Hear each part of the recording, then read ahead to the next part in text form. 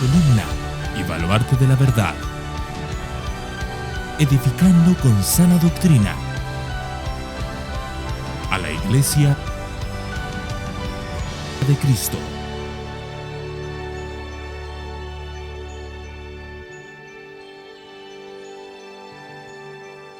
Y vamos a abrir Hebreos y el capítulo 8. El capítulo 8, hoy entramos en un nuevo capítulo. Hebreos, capítulo 8. Y hoy vamos a trabajar 5 versículos, los versículos del 1 hasta el 5. Y dice así la palabra del Señor. Ahora bien, el punto principal de lo que se ha dicho es este. Tenemos tal sumo sacerdote, el cual se ha sentado a la diestra del trono de la majestad en los cielos, como ministro del santuario y del tabernáculo verdadero, que el Señor erigió, no el hombre. Porque todo sumo sacerdote está constituido para presentar ofrendas y sacrificios, por lo cual es necesario que éste también tenga algo que ofrecer. Así que si él estuviera sobre la tierra, ni siquiera sería sacerdote, habiendo sacerdotes que presentan las ofrendas según la ley, los cuales sirven a lo que es copia y sombra de las cosas celestiales, tal como Moisés fue advertido por Dios cuando estaba a punto de erigir el tabernáculo, pues dice él: mira, haz todas las cosas conforme al modelo que te fue mostrado en el monte. Padre, venimos ante tu santa, bendita, perfecta, pura, gloriosa palabra, la que es poderosa, Señor, para transformar vidas, la espada, Señor, del Espíritu. Venimos con temor y temblor, Señor, sabiendo que lo que va a ser expuesto ahora no son palabras de hombres, sino la palabra de Dios. La palabra que tú inspiraste, la palabra profética más segura, la que transforma nuestras vidas, la que exalta a Cristo, la que moldea nuestros corazones. Y venimos ante ella con el único deseo, Señor, de que pueda ser plantada en nosotros y podamos ser buena tierra, Señor, para que dé fruto. Queremos que tu palabra fructifique en nuestra vida, Señor.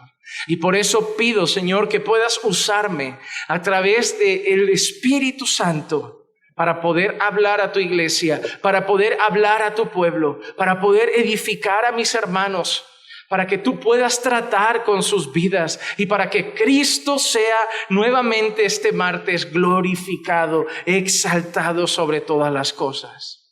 Señor, te ruego que me permitas ser fiel a tu palabra. No me dejes moverme a derecha o a izquierda, amado Dios. Porque hay de aquel que pone o quita algo a tu palabra, Señor. Hay de aquel que trae otro evangelio, él es anatema. Por eso, Señor, déjame ser fiel a ti, sabiendo que rendiré cuentas de toda palabra que sale de mi boca, sabiendo de tu severa advertencia, Señor, dada en tu palabra misma cuando dijiste: ¿por qué queréis ser maestros muchos de vosotros? Mayor condenación hay para vosotros. Señor, yo no vengo ante ellos, ante tu pueblo para jugar. Ellos no son personas, Señor, comunes. Es tu pueblo comprado con la sangre de tu Hijo amado. Y han venido a escucharte a ti. Por eso, Señor, concédeme ser hoy un vaso de honra en tus manos. Un instrumento de bendición para tu iglesia. Y te lo pido en el nombre de Jesús. Amén. Amén. Y amén. Hermanos, hoy llegamos a Hebreos capítulo 8 y como estuvimos viendo la semana pasada y la anterior, las últimas 2 clases donde trabajamos Hebreos 7, el tema central era Cristo, pero Cristo a través de una persona, a través de un personaje histórico, a través de un personaje bíblico que es Melquisedec. Dijimos que es un personaje del que se dijo muchas cosas, del que hay muchos misterios, del que se ha escrito mucho más allá de lo que la palabra de Dios dice, pero nosotros tuvimos el cuidado de entender que Melquisedec no era el tema de Hebreos 7, sino que era Jesucristo. Melquisedec nos quería enseñar, nos quería hablar, nos quería mostrar que él apuntaba a un sacerdocio mucho más grande y glorioso que el sacerdocio levítico que llevaba a cabo Aarón y su descendencia. Él nos mostraba cómo aquellos sumos sacerdotes eran débiles y pecadores que tenían que hacer sacrificios por el pueblo, pero también por sus propios pecados, y que nosotros teníamos un sumo sacerdote mucho más glorioso que nunca cometió pecado. Esto nos enseñó también que esos sacerdotes venían de un hombre que era Abraham, porque de Abraham partieron las naciones. De Abraham salió Isaac, de Abraham salió Jacob, más conocido después como Israel. De ahí salen todas las tribus, de ahí vemos todos los pueblos. Entonces Leví parte de Abraham, y nosotros vemos en esa historia que nos cuenta Génesis que Melquisedec bendijo a Abraham, y eso muestra que el que bendice es mayor que el que recibe la bendición. Entonces Melquisedec bendijo a Abraham, mostrando que si nuestro Señor y Salvador Jesucristo era sacerdote según el orden de Melquisedec, era mayor que aquellos que fueron bendecidos en Abraham, que fueron los del sacerdocio levítico. Vemos cómo Abraham entrega los diezmos a Melquisedec. Vemos entonces que la figura de Melquisedec está incluso por encima de Abraham, y es esa figura que muestra a un Cristo que en una ocasión dijo: antes de Abraham yo ya era. Él es mayor que Moisés, Él es mayor que Aarón, Él es mayor que los ángeles, Él es mayor que Abraham.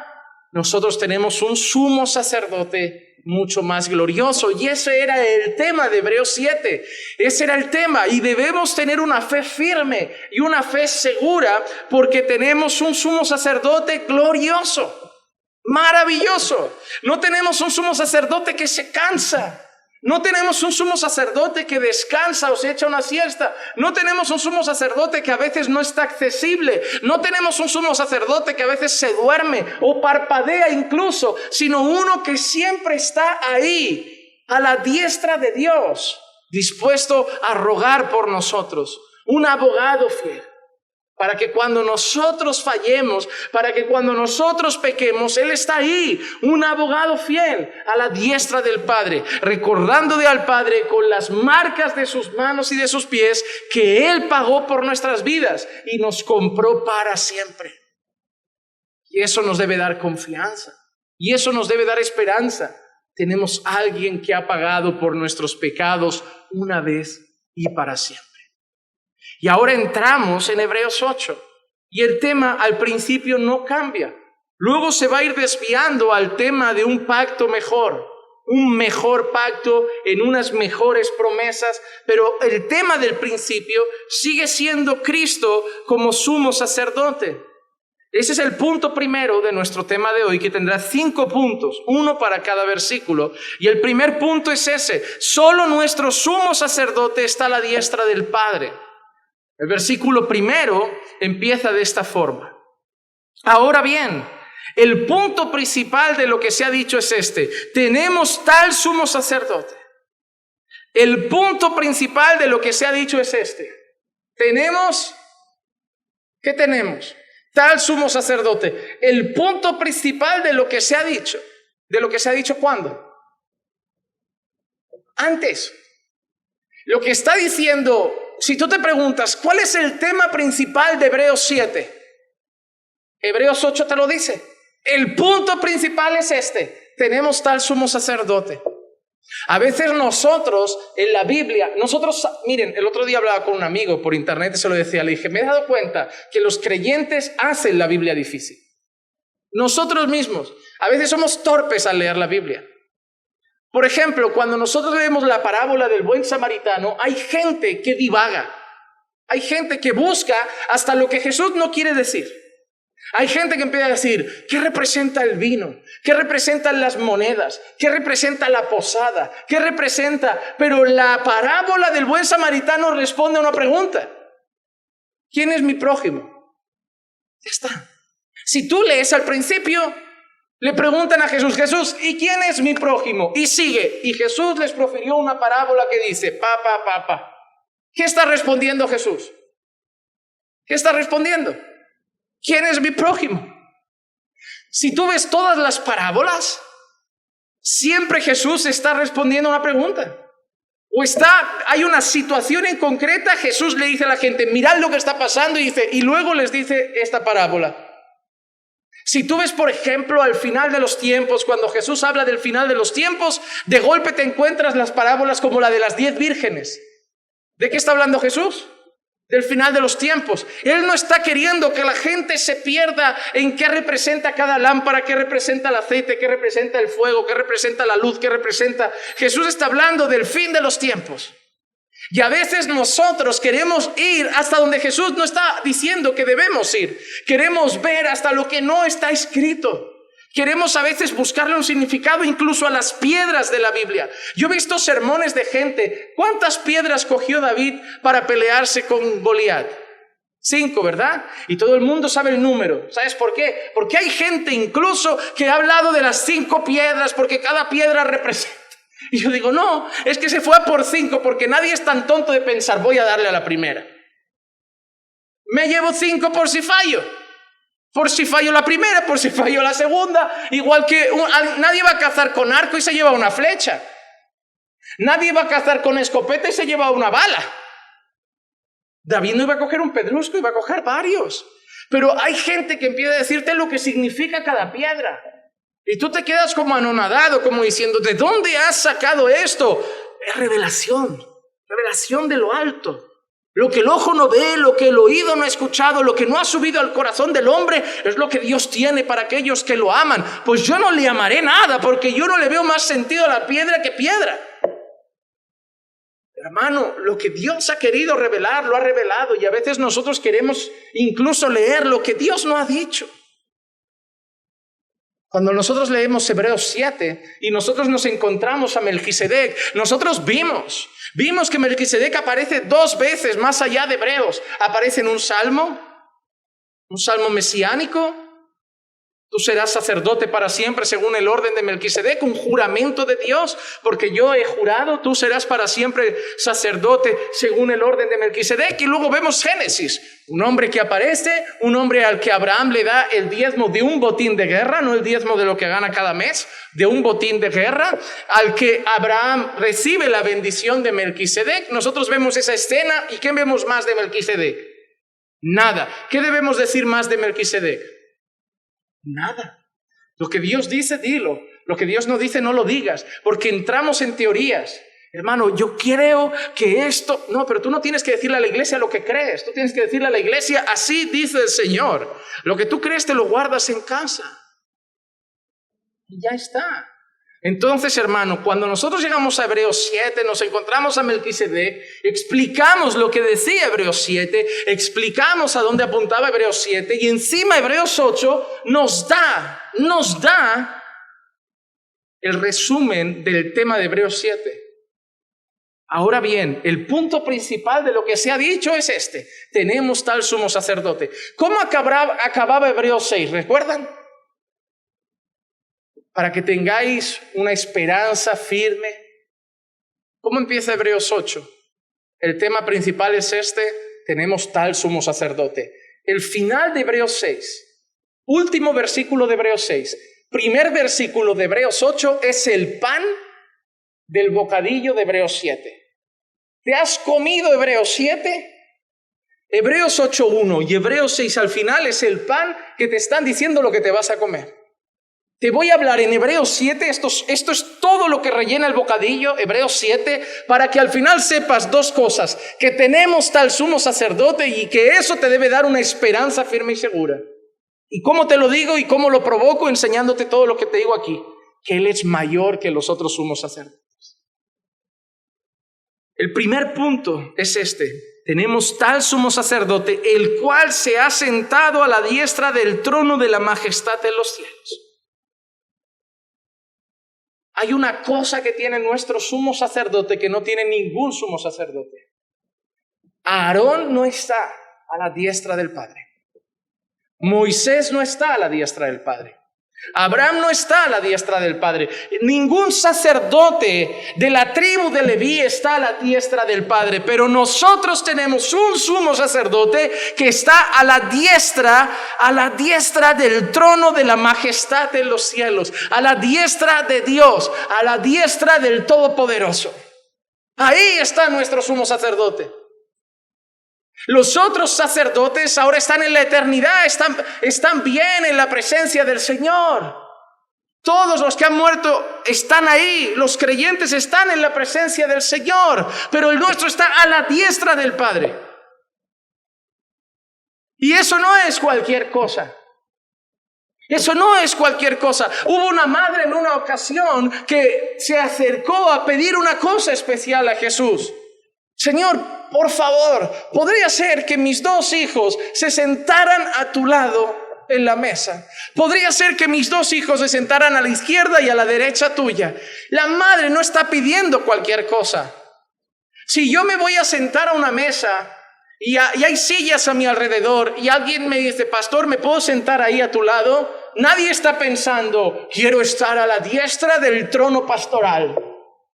Simplemente es alguien que se quiere sentar al lado del pastor y luego hay otro que se sentará a la izquierda y otros seguirán rellenando la mesa y nadie pensará, esos 2 están en posiciones de autoridad. Porque nosotros en nuestra cultura no lo vemos de esa forma. Vemos una mesa y todo el mundo que se siente donde pueda. Pero en aquel entonces el estar al lado, justo al lado, representaba algo. Y la posición a la diestra era una posición que un rey no concedía a cualquier persona. No había hoy uno, mañana otro, pasado otro. Era una posición de autoridad. Era una posición real.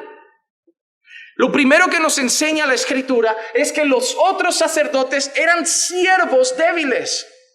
Siervos débiles. ¿Por qué siervos débiles? Hebreos 5, versículo 3 y 4 dice así: y por esa causa está obligado a ofrecer sacrificios por los pecados, tanto por sí mismo como por el pueblo. Y nadie toma este honor para sí mismo, sino que lo recibe cuando es llamado por Dios, así como lo fue Aarón.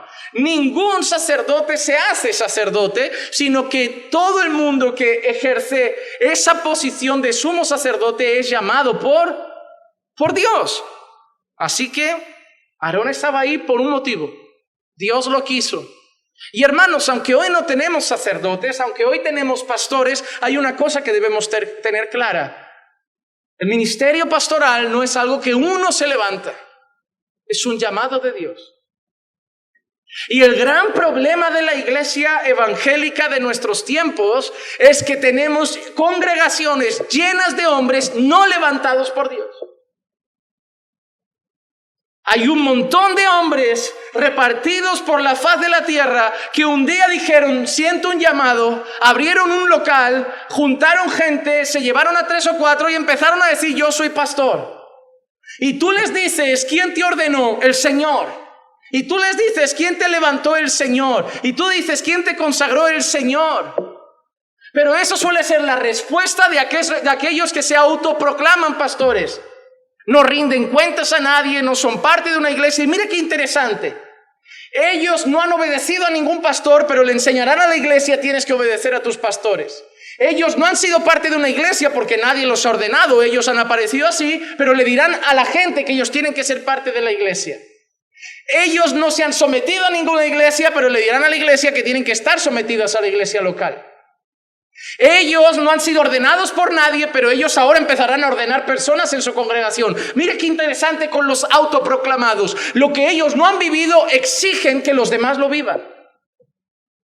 Porque cuando Dios llama, pero llama de la iglesia. Dios no saca personas de la calle y los trae a la iglesia un día, entran por esa puerta del mundo y dicen, oye, que Dios me llama a ser pastor.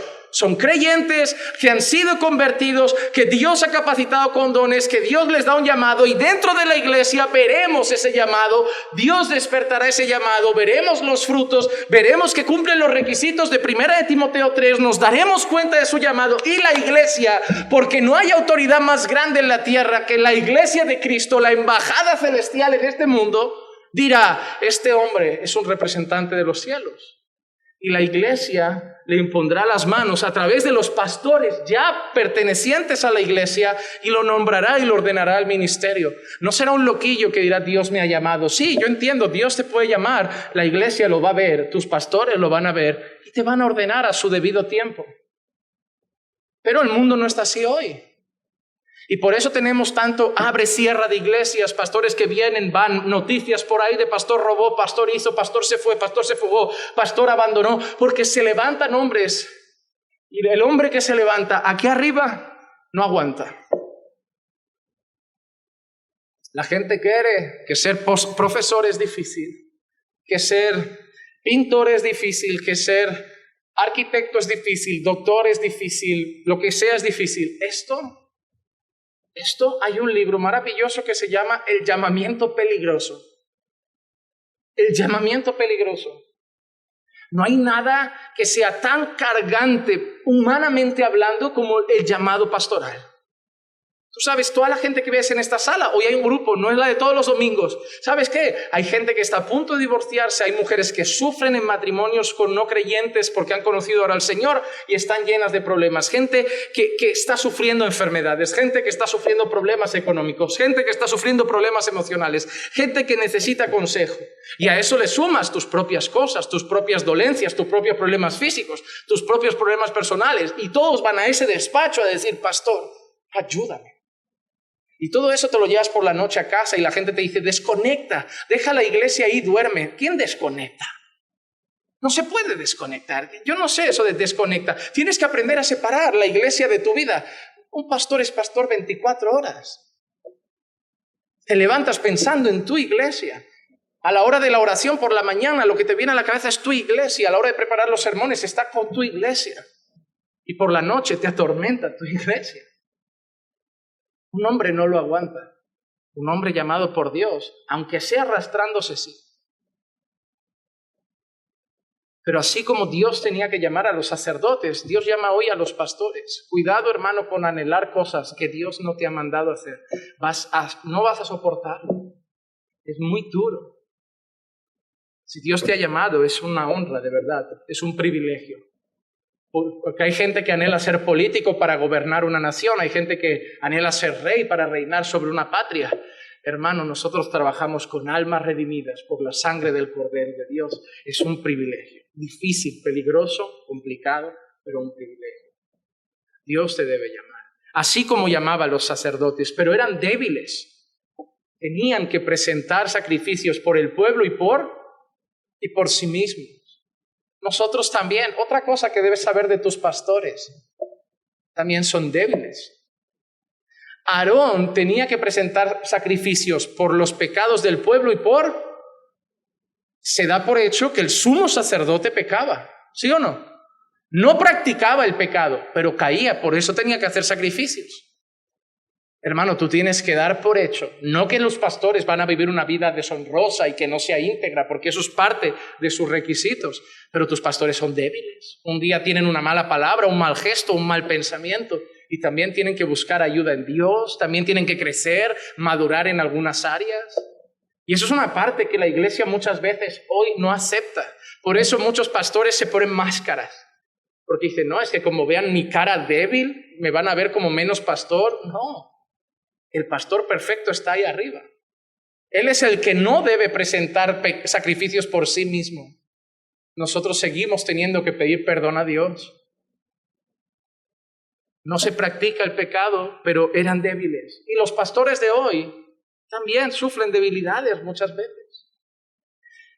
Entonces, lo primero que vemos es que los primeros sumos sacerdotes eran débiles.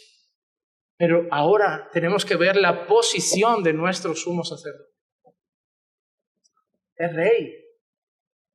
Hebreos 1:3, al principio de este libro leímos, Él es el resplandor de su gloria y la expresión exacta de su naturaleza y sostiene todas las cosas por la palabra de su poder. Después de llevar a cabo la purificación de los pecados, se sentó a la diestra de la majestad en las alturas. En nuestro pasaje nos lo ha dicho, se sentó a la diestra de la majestad en los cielos.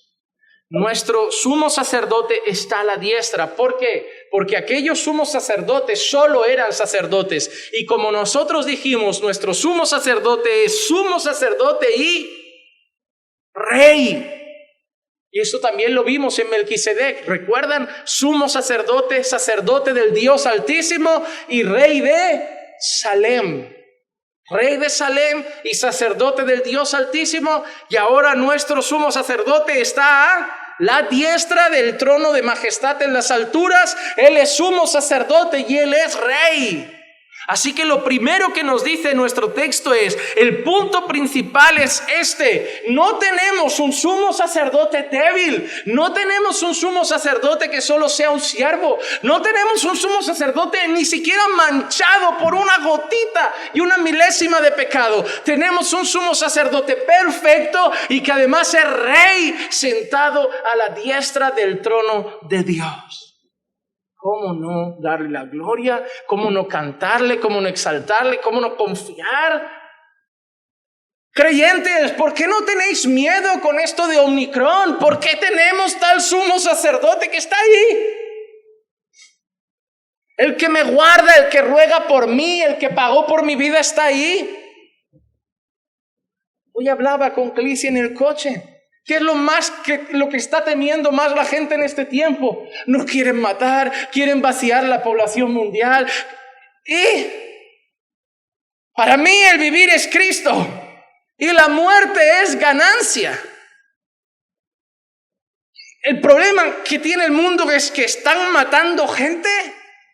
No me puedo suicidar, pero si me mandan con el Señor antes tampoco voy a ir llorando. Solo pido que no me duela.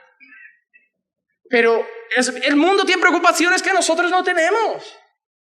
Creyentes, ¿por qué no tenéis miedo? ¿Por qué no estáis angustiados? ¿Por qué no estáis llenando las redes de un montón de cosas del virus? ¿Por qué no estáis cayendo en las noticias y estáis apavorizados, picando la puerta de los hermanos, diciendo, hermano, haz esto, hermano, ¿qué vamos a hacer? Hermano, ¿por qué? Porque Él está ahí. A la diestra del trono de Dios. Tengo a mi Padre en el trono y a la diestra a mi sumo sacerdote. ¿Qué miedo voy a tener? El problema es que hay gente que solo sabe la teoría, pero estas verdades no están en su corazón. Escuchaba una prédica maravillosa de Israel Sanz. Maravillosa. Ahora aquí en el local hemos venido temprano. Alicia tenía una reunión con las jóvenes, yo estaba viendo esa prédica aquí en el proyector. Os recomiendo esa serie de Israel que se llama Haz firme tu vocación. Va por el vídeo 3, si lo podéis ver en casa, es sobre las cartas de Pedro, es excelente.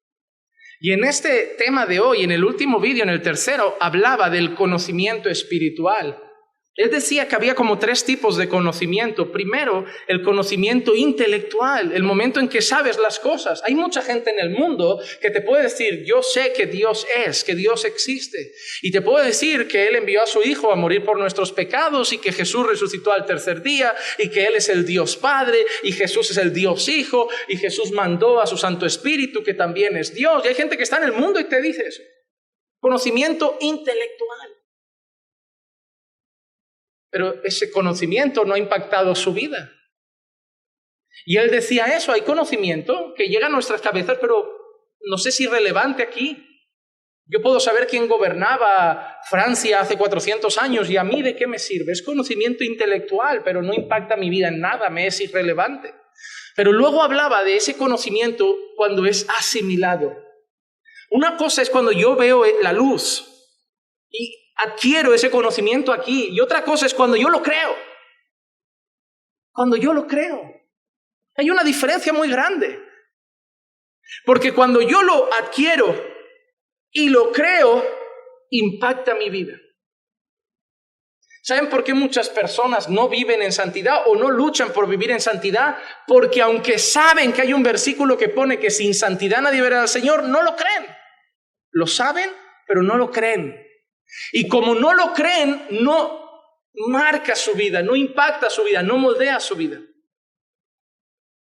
¿Saben por qué hay gente que ora poco? Porque aunque saben que hay un texto que dice orad sin cesar, no lo creen. No creen que sea tan importante, no creen que sirva de tanto. Y por eso no afecta su vida.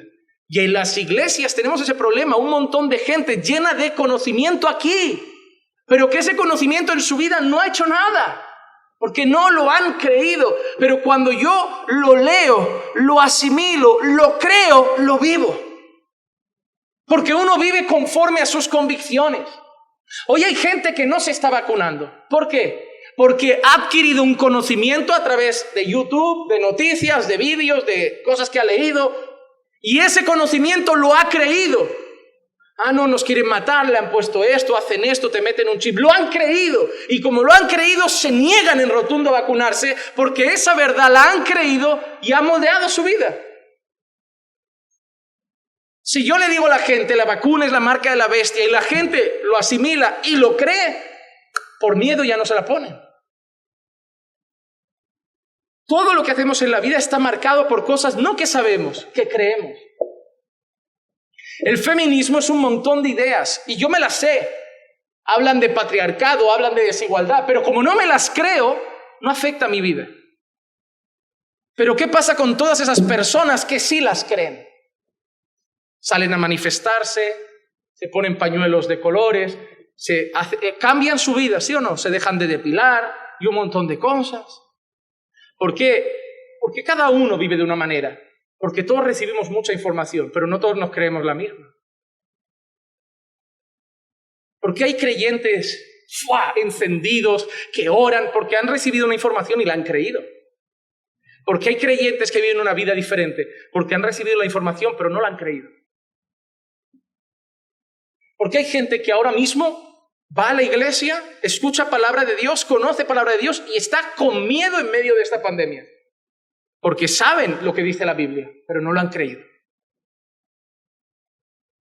Le pueden decir hasta las personas, Dios dice que es soberano y tiene todo bajo control. Dios dice que ni siquiera se queda un pelo de nuestra cabeza sin que Dios lo sepa. Pero no lo creen, por eso tienen miedo. Lo saben, pero no lo creen. Yo no quiero que hoy tú sepas que Jesús está en el trono. Yo quiero que hoy lo creas. Diferente. Porque si solo lo sabes, tu vida no cambia. Pero si te vas de aquí creyendo que Él está a la diestra de Dios, tu vida se va a ver afectada. Ora a Dios para que cada martes, jueves y domingo que vengas, esta palabra que aprendes aquí la creas.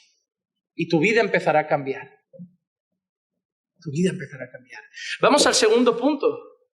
Nuestro sumo sacerdote, que también es rey, Él es ministro, pero no de un santuario en esta tierra. Él es ministro de un santuario celestial. Y no sale esta palabra, pero lo podemos ver de esta manera. Versículo 2. Como ministro del santuario del tabernáculo verdadero que el Señor erigió y no el hombre. Nosotros tenemos un sumo sacerdote que está a la diestra de Dios, rogando por nosotros, su pueblo, pero lo está haciendo no en un tabernáculo como el que tenían aquí, en un tabernáculo erigido por Dios. ¿Hacia dónde nos está llevando este texto? ¿Hacia dónde? Hebreos lo ha hecho más de una vez y lo va a hacer más de una vez. La primera vez, en Hebreos 3:11 nos hablaba de un reposo eterno. Versículo 11 de Hebreos 3, como juré en mi ira, no entrarán en mi reposo. La palabra reposo, la palabra Shabbat, esa palabra para un judío le hacía pensar en un día. En un día, ¿sí o no? El día de reposo, ¿verdad? Los judíos saben que guardan hasta hoy el día de reposo. Pero el Señor ahí no está hablando de un día, ¿sí o no? Ese reposo del que Dios habla no es el día de reposo. No está diciendo Dios, os juro que esta gente no entrará a guardar el día de reposo. ¿De qué está hablando? de la eternidad, el eterno reposo con Dios. Está hablando de la eternidad, de su gloriosa presencia. Dios está diciendo, no entrarán en mi reposo, no entrarán aquí a mi eterna y gloriosa presencia. Pero Él usa la palabra reposo para hacerles entender que ese día que guardan, ¿de qué les sirve si no entran en ese reposo? Que ese día apuntaba a algo. Ese día era una flecha señalando algo mucho más grande. El reposo eterno de Dios. Cristo mismo.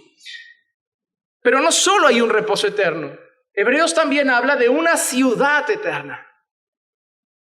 Hebreos 11, 9 y 10 dice así: por la fe habitó como extranjero en la tierra de la promesa, como en tierra extraña, viviendo en tiendas como Isaac y Jacob, coherederos de la misma promesa, porque esperaba la ciudad que tiene cimientos, cuyo arquitecto y constructor es Dios. Pero esa ciudad no es Canaán. ¿Tú crees que esa ciudad cuyo arquitecto es Dios es Canaán? No. Versículo 16 del mismo capítulo 11. Pero en realidad anhelan una patria mejor, es decir, celestial.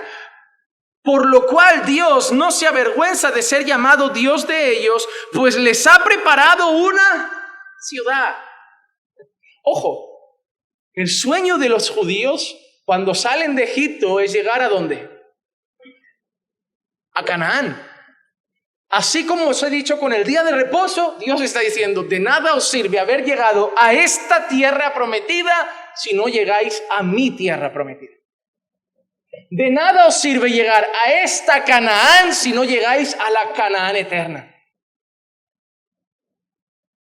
De nada os vale esa tierra que fluye leche y miel si no llegáis a la verdadera tierra que emana leche y miel. Una ciudad cuyo arquitecto es Dios. Y nosotros hablamos de un tabernáculo cuyo arquitecto es Dios. Una ciudad celestial, un tabernáculo celestial que nos está haciendo pensar en ¿qué? El reposo eterno, la ciudad eterna, la eternidad gloriosa con Dios. Y al final Dios habla de un reino eterno. Hebreos 12, 28, por lo cual, puesto que recibimos un reino que es inconmovible. ¿España es un reino inconmovible? ¿El Reino Unido es un reino inconmovible? ¿Mónaco es un reino inconmovible? ¿A dónde apunta? La eternidad. Demostremos gratitud mediante la cual ofrezcamos a Dios un sacrificio aceptable con temor y reverencia. Con temor y reverencia.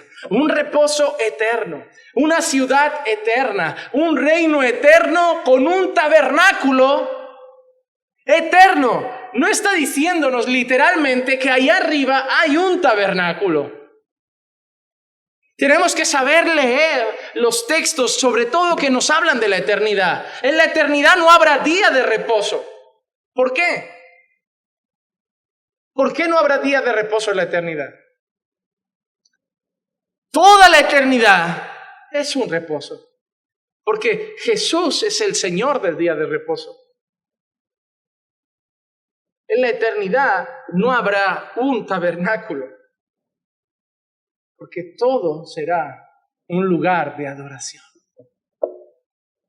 En la eternidad no vamos a estar entrando al lugar santo, al lugar santísimo, rasgando el velo para entrar en la presencia de Dios donde está el arca. ¿Por qué no estará el arca? Porque estará Dios mismo.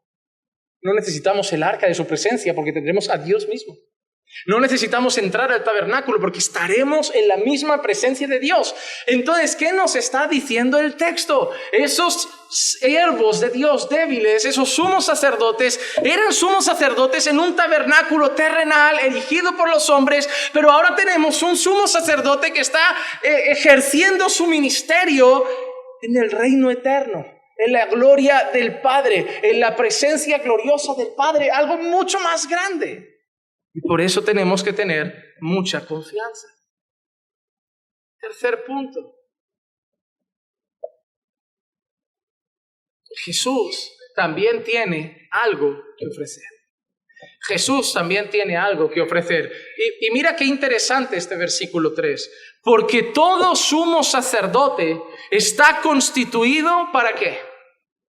Para presentar ofrendas y sacrificios, por lo cual es necesario que éste también tenga algo que ofrecer. Los sumos sacerdotes tenían un fin principal: presentar ofrendas y sacrificios. Y si Jesús, porque a este que dice, entonces por lo cual es necesario que también tenga algo que ofrecer, ¿quién es este? Nuestro sumo sacerdote que está a la diestra de la majestad de Dios en un tabernáculo, no erigido por los hombres, sino erigido por Dios, en un tabernáculo celestial. Pero si estos sumos sacerdotes tenían que ofrecer ofrendas y sacrificios, nuestro sumo sacerdote no puede decir, bueno, yo soy sumo sacerdote, pero no ofrezco nada. Este sumo sacerdote también tenía que ofrecer algo. ¿Qué ofrecían los sacerdotes débiles? Hebreos 5:3. Y por esta causa está obligado a ofrecer sacrificios por los pecados, tanto por sí mismos como por el pueblo. ¿Qué ofrecían los sacerdotes débiles? ¿Sacrificios de qué? Animales. Un cordero, unas tórtolas, animales, la sangre de animales. Ellos no podían ser un sacrificio para Dios. ¿Por qué? Porque ¿qué tipo de sacrificio exige Dios? ¿Qué pasaba si al cordero le faltaba un ojo? Ese no vale para Dios.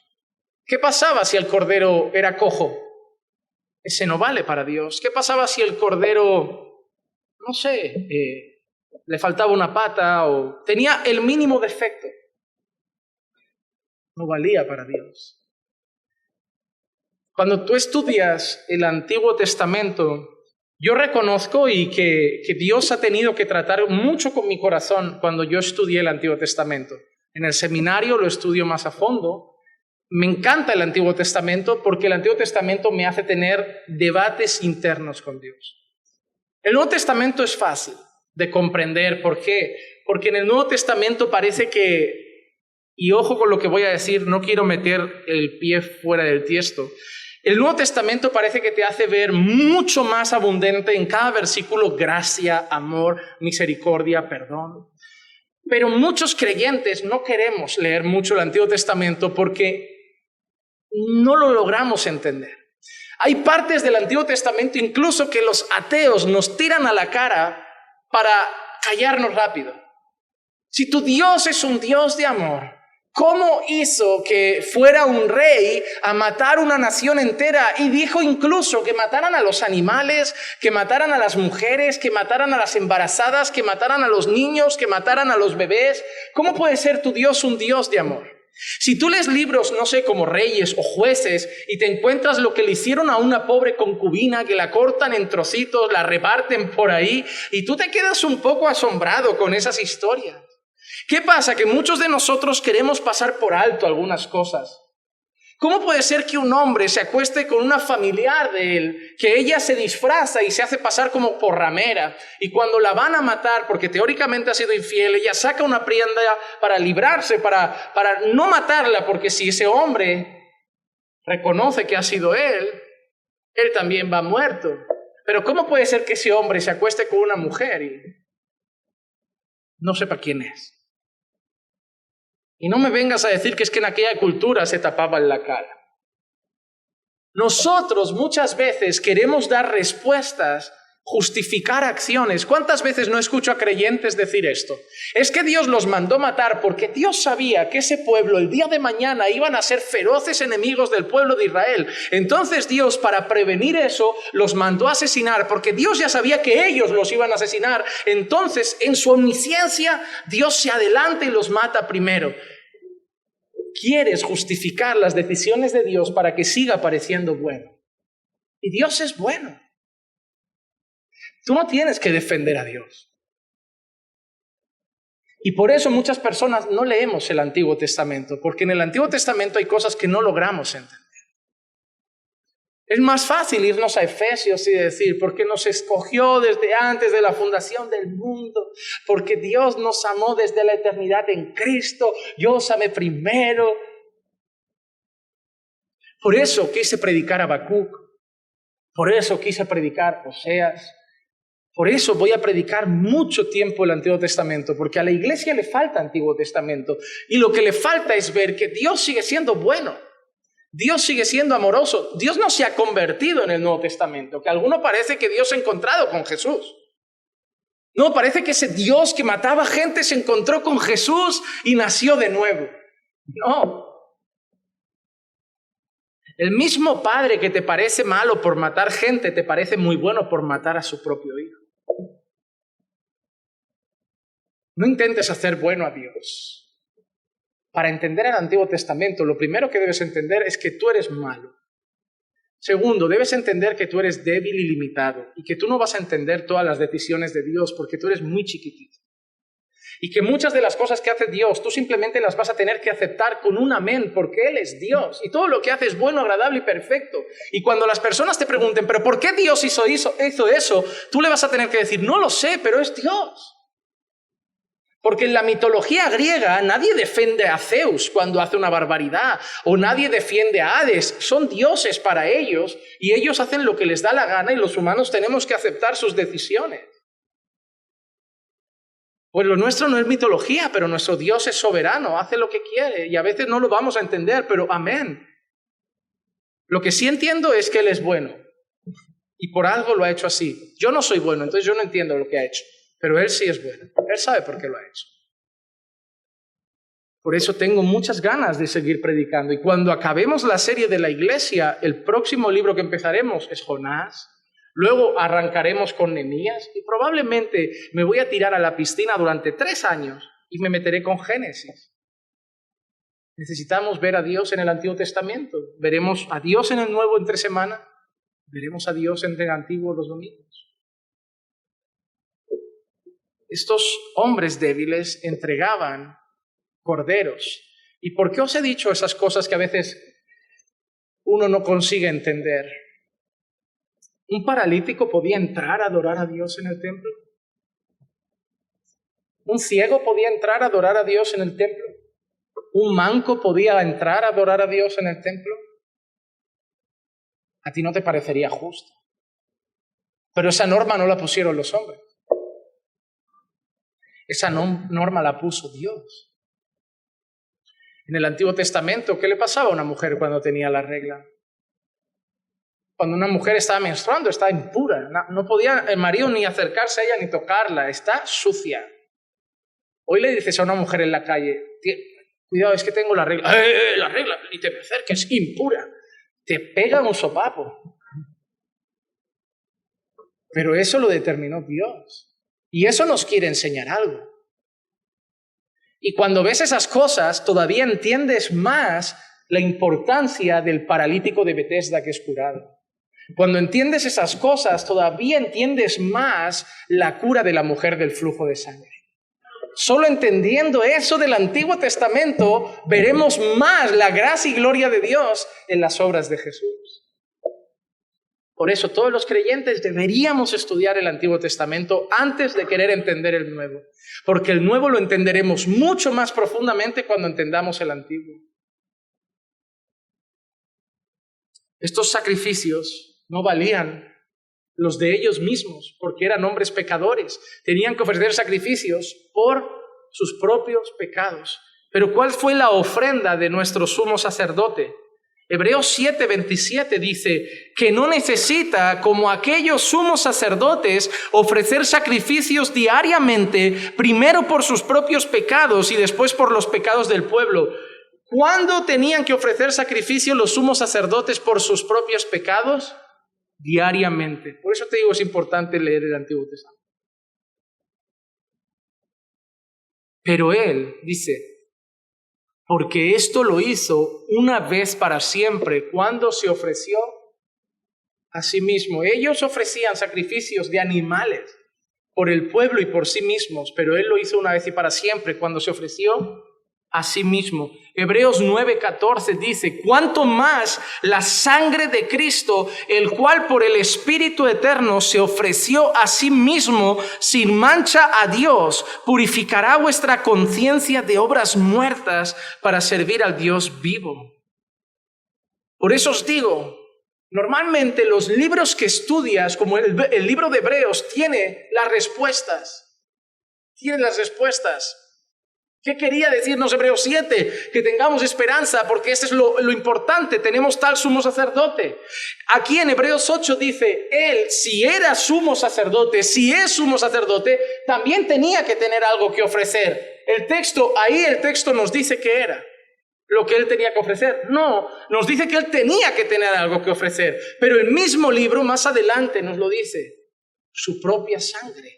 Ofrecerse a sí mismo. Mientras esos hombres débiles tenían que ofrecer animales perfectos y sin mancha por sus pecados, nuestro sumo sacerdote fue el Cordero sin mancha y sin arruga, que entregó su vida por sacrificio y por pago de nuestras iniquidades.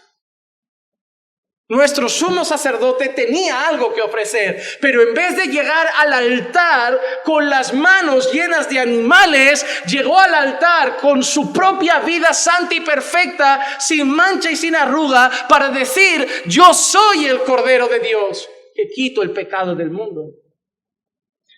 Él ofreció algo mucho más glorioso. Él está en una posición mucho más gloriosa y él es sacerdote en un tabernáculo mucho más glorioso. ¿Cómo no tendremos esperanza? Punto número 4, ya estamos llegando al final. Y esto es interesante. En la tierra, Jesús no hubiese sido sacerdote. En la tierra, y esta es expresión interesante, en la tierra Jesús no hubiese sido sacerdote. ¿Qué quiero decir? Versículo 4.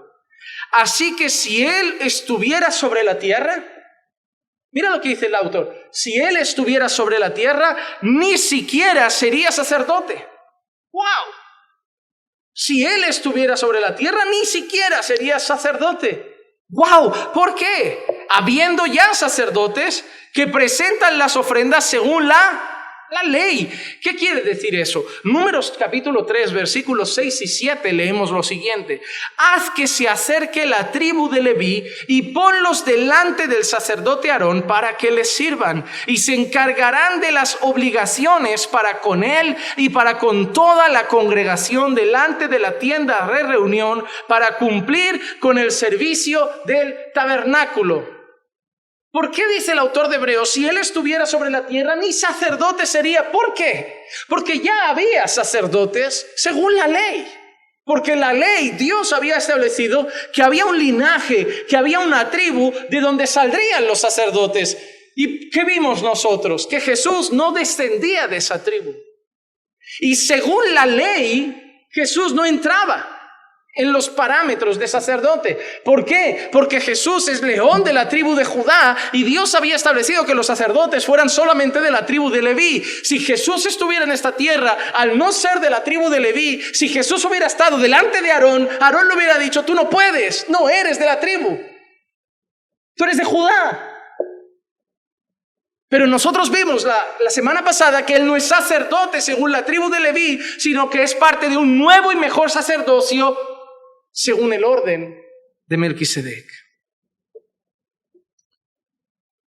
Pero lo que pasaba allí, y esto es la guinda del pastel, lo que pasaba allí, el tabernáculo, los sacerdotes, Aarón, los sacrificios de animales, lo que pasaba allí era sombra de las cosas celestiales. Versículo 5. Los cuales, ¿el qué? Los cuales. Los sacerdotes. ¿Recuerdan? Vamos paso a paso el texto, lo que ha dicho. Si estuviera en la tierra, él no podría ser sumo sacerdote, él no podría ser sacerdote. ¿Por qué? Porque habían otros que ya cumplían ese oficio según la ley, los de la tribu de Leví. Y dice, ellos, esos sacerdotes que habían, los cuales sirven a lo que es copia y sombra de las cosas, lo que Dios estableció aquí en la tierra, era solo sombra de lo que Dios estableció para el cielo. Era sombra.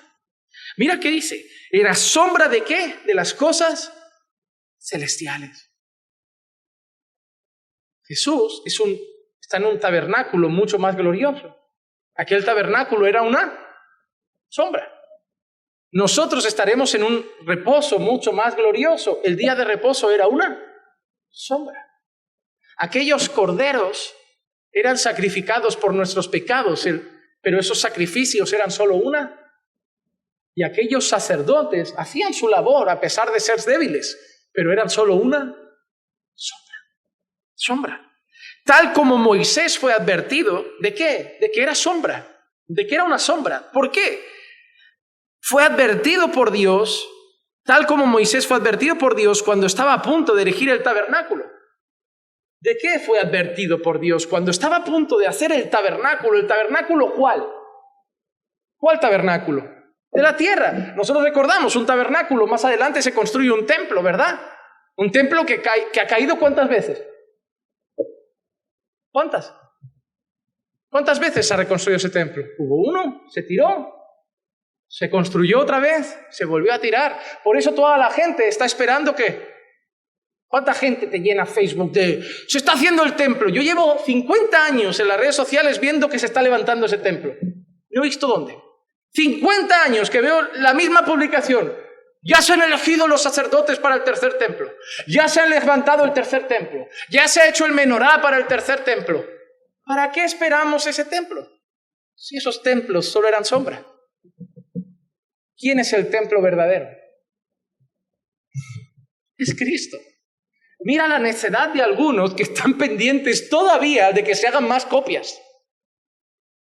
Hay algunos que están todavía esperando que se hagan más sombras y sombras y sombras cuando ya vemos la luz. El problema de la falta de conocimiento es que la gente sigue buscando sombras cuando ya tiene la luz. Y eso es un peligro. Un peligro. Moisés fue advertido por Dios cuando estaba a punto de erigir el tabernáculo, porque Dios le dijo, mira, haz todas las cosas conforme te he mostrado en el monte. ¿Dónde le dio Dios el diseño a Moisés del tabernáculo? En el monte. Éxodo 25:40 dice, y mira que lo hagas según el diseño que te ha sido mostrado en el monte. Eso es lo que ha citado nuestro autor del libro de los Hebreos. Les recuerdo que el libro de Hebreos está cargadito de citas del Antiguo Testamento, y esta es la que ha citado ahora. Éxodo 25, 8 y 9 dice así, y que hagan un santuario para mí, para que yo habite, ¿dónde? Mira, ellos hicieron un santuario para que Dios habitara, ¿dónde? Mira dónde llega la cabeza del hombre, que cree que el omnipotente cabe en un santuario. Y hoy hay gente todavía que cree que Dios habita en esas cosas. Yo no sé, pero aquí dentro habita Dios, porque vosotros sois templo del Espíritu Santo. Porque yo no habito en edificios hechos por manos de hombres. Hay gente que sigue buscando edificios. Hay gente que sigue creyendo que Dios está aquí. Y Dios está aquí, pero no está aquí porque está este local. Está aquí porque estamos nosotros. Cuando nosotros nos vayamos de aquí, ¿sabes qué es esto? Un local vacío. Un local vacío. Dios no habita en el local. Dios habita en medio de la alabanza de su pueblo. Dios no habita en el local donde hayan 2 o 3 reunidos. Dios habita en medio de su pueblo. Por eso cuando yo estoy en mi casa, ahí está Dios. Y cuando yo voy en mi coche, ahí está Dios. Y cuando yo estoy aquí, ahí está Dios. Yo no necesito ahora ir a Jerusalén a entrar en un templo para reunirme con su presencia. Me basta mirar al cielo y hablar con Él donde esté. Y hay gente todavía que no ora. Parece que hay gente que está esperando que los billetes a Jerusalén estén baratos. La habitación está más barata. Y ahí está. No es que Dios esté en tu habitación. Es que Dios está... Tú no necesitas hacerte un cuarto de guerra, porque en el cuarto de guerra está Dios. Tú eres el que hace la oración. Donde tú estés, Dios está. Y que hagan un santuario para mí, para que yo habite entre ellos. Entendemos que lo que Dios quería hacer y mostrar es que allí Dios iba a manifestar su presencia. Claro que ellos sabían que Dios es omnipresente, pero Dios mostraba que allí se iba a manifestar. Por eso era tan triste para ellos cuando se perdía el arca. ¿Recuerdan? Cuando David vino danzando, no es porque había un grupo de danza en el culto en el Antiguo Testamento, es porque llegaba el arca y David estaba muy feliz y danzaba de alegría por la calle, porque el arca volvía a casa, porque para ellos era señal de que volvía la presencia de Dios. Dice, conforme a todo lo que te voy a mostrar, conforme al diseño del tabernáculo y al diseño de todo su mobiliario, así lo haréis. Pero lo único que estaba mostrándole Dios era la copia de lo que era eterno. Todo era una sombra. El velo que se rasgó era una sombra ¿de qué? El cuerpo de nuestro Señor y Salvador, Jesucristo. Nosotros vemos sombras por todas partes, elementos que apuntan al sacrificio de Cristo, roto por nuestros pecados, roto por nuestras iniquidades. El agua de la purificación, para ese ritual de purificación, esa pila de agua era un símbolo, era una sombra, apuntaba a algo. Cada parte de ese tabernáculo apuntaba en cierta forma a Cristo y su perfecto sacrificio. Y es lo que está diciendo Dios. Todo lo que hacían ellos, los sacerdotes, era una sombra. Hebreos 10:1 nos muestra que era una sombra de algo mayor, pues ya que la ley solo tiene la sombra, la ley que tiene la sombra de los bienes futuros y no la forma misma de las cosas. La ley no tiene la forma misma, solo tiene la sombra. Por los mismos sacrificios que ellos nunca puede, por los mismos sacrificios que ellos ofrecen continuamente año tras año, hacer perfectos a los que se acercan. Los sacrificios que ellos hacían no podía hacer perfecto al hombre. ¿Por qué? ¿Por qué? Porque era una sombra del sacrificio que sí podría hacer perfecto al hombre. ¿Cuál? El sacrificio de nuestro Señor y Salvador Jesucristo. Si yo estoy andando así por la calle y a mí me alumbra el sol por detrás y de golpe Antón se pone aquí detrás mío, justo al lado, y el sol me está alumbrando, yo miro el suelo y ¿sabes qué voy a ver? Una sombra. Puedo ver que es alguien delgado por la sombra. Puedo ver que es alguien alto por la sombra, pero no voy a saber que es Antón.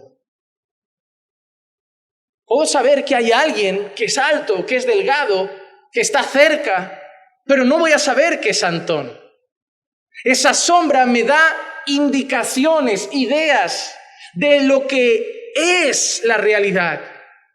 El día de reposo me muestra la forma del reposo eterno de Dios. Era un día de consagración, de separación, de adoración, de descanso, de no trabajo, de guardar el corazón, la mente y todo nuestro ser para Dios. Ese día me apunta a lo que voy a hacer en la eternidad con Dios. Esos sacerdotes me dicen que necesito un sacerdote.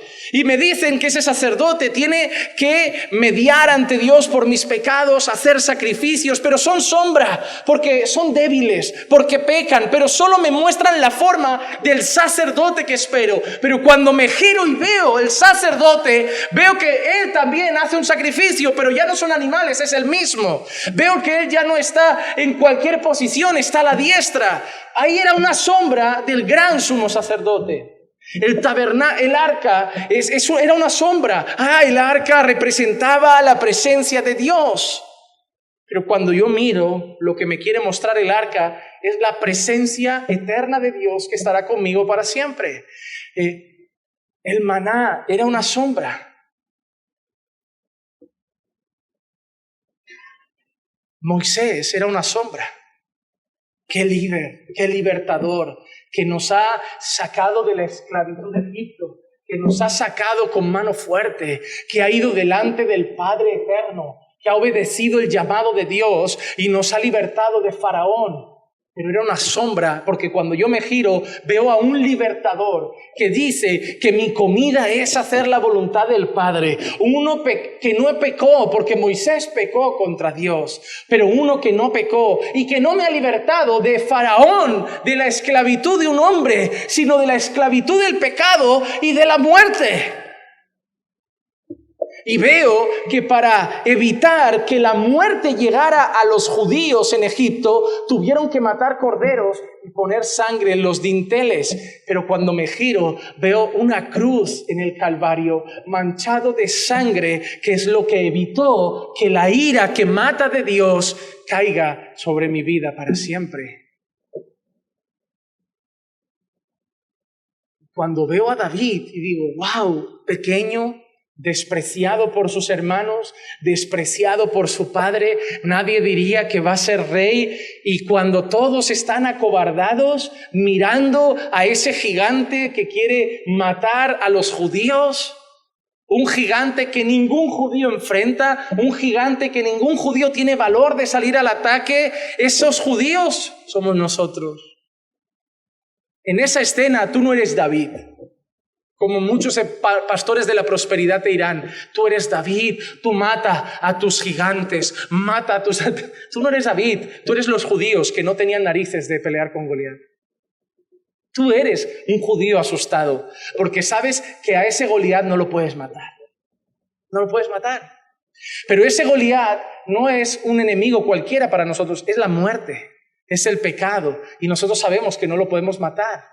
Pero así como de golpe llega un pastorcillo de ovejas con unas piedras en la mano y dice, ¿quién es ese incircunciso?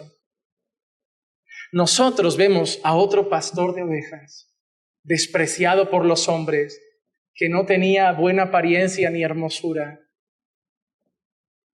y miró a Goliat, la muerte y el pecado, y lo mató en nuestro lugar. Esa escena era una sombra de algo mucho mayor. Cuando leas la Biblia, en el Antiguo Testamento, recuerda que lees sombras. Y solo pregúntate hacia dónde apuntan. Y siempre apuntan al mismo sitio. Porque Jesús encontró a sus discípulos en el camino de Emaús, llenos de dudas y de miedos, y les dijo, ¿no sabéis todo lo que las Escrituras decían acerca de mí? Y hablando desde la ley, los profetas, los salmos, les decía todo lo que la palabra decía de él. Porque todo apuntaba a Cristo. Esos sacerdotes estaban en un santuario terrenal y solo apuntaban a nuestro sumo sacerdote, que gobierna, reina a la diestra del Padre y intercede por nosotros en un santuario eterno y celestial. Gloria a Dios por nuestro gran sumo sacerdote. Esos hombres estaban pensando en volverse a las raíces judías. Y este autor les decía, ¿queréis volver a esos sacerdotes débiles? Que nada te haga decir que volver atrás es una mejor opción cuando ya has conocido a Jesucristo. Que estas palabras te hagan entender que la mejor decisión que has podido tomar en tu vida, y que no la tomaste tú solo, sino que Dios puso en ti el querer y el hacer, fue estar en Cristo. Y estas palabras de hoy te hagan ir a casa confiado. Estar en Cristo es lo mejor que puede haber en mi vida. Vamos a orar. Padre, gracias por tu palabra, gracias por la Escritura, gracias Señor por esta enseñanza. Te pido, como hemos dicho antes, Señor, que no solo la entendamos en nuestra cabeza, sino que la creamos en nuestro corazón para que afecte a nuestra vida, Señor, y vivamos vidas más y más para tu gloria. Padre, llévanos con bien a nuestras casas, acompáñanos hasta nuestros hogares, cuida a nuestros hermanos que hoy no han podido venir y llévanos con bien junto a nuestras familias. Danos una noche de paz y descanso y que nadie hoy se angustie por la noche sabiendo que tú estás en el trono. Que eso nos dé confianza para dormir en paz, Señor. Y te pedimos todo esto en el nombre de aquel que está a tu diestra, en el nombre de nuestro sumo sacerdote, en el nombre de Jesús. Amén, amén y amén. Estamos bendecidos.